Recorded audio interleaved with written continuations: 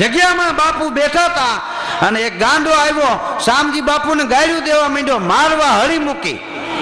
માણસોએ ગાંડાને પકડી લીધો અને ગાંડાને માણસોએ મારવાનો પ્રયત્ન કર્યો ને ત્યારે શામજી બાપુ એટલું બોલ્યા, હે ભાઈ ખબરદાર, એને મારશોમાં, એને ખવડાવો, એને રૂપિયા આપો. તો એક જણો કે બાપુ તમને ગાળ્યું દે છે. શામજી બાપુ કે એની પાસે હોય ઈ દે, આપણી પાસે હોય ઈ આપણે દેવાય. એને મારતા નહીં, જમાડો.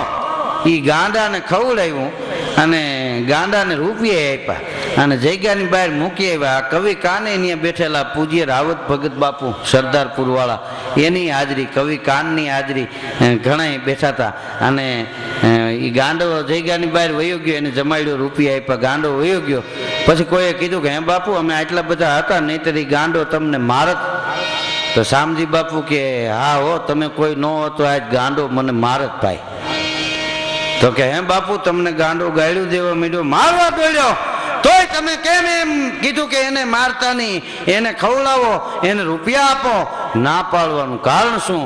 તેથી સત્તાધારના સંત શામજી બાપુની આંખમાં જળજળી આવ્યા અને શામજી બાપુ એટલું બોલ્યા કે ભાઈ આ કાંઈ જગ્યા મારી થોડી છે, આ તો ગીગડા પીરનો દરબાર છે, હું એનો ટેલવો છું, આ જગ્યાનો તમામ કારભાર હું સંભાળું છું.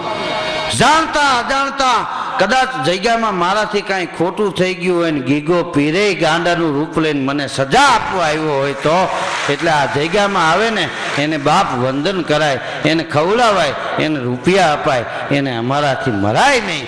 પછી કવિ કાને એના દુઆ લખેલા કે શામજી બાપુ તો આ ગીરનો હાવજ કહેવાય, દેડકા ઉપર થોડો ઝપટ કરે.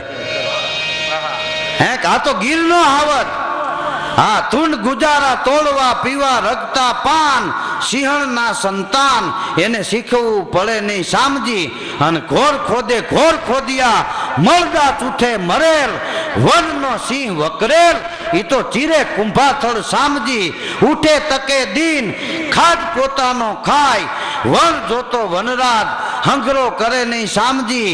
અને ઉલય તો કોઈ દી અટકે નહીં, ઠાલો પાછો થીર, વીરડા માયલી વીર, તું તો છો સરવાણી શામજી. બોલ શામજી બાપુની જય. ગીગડા પી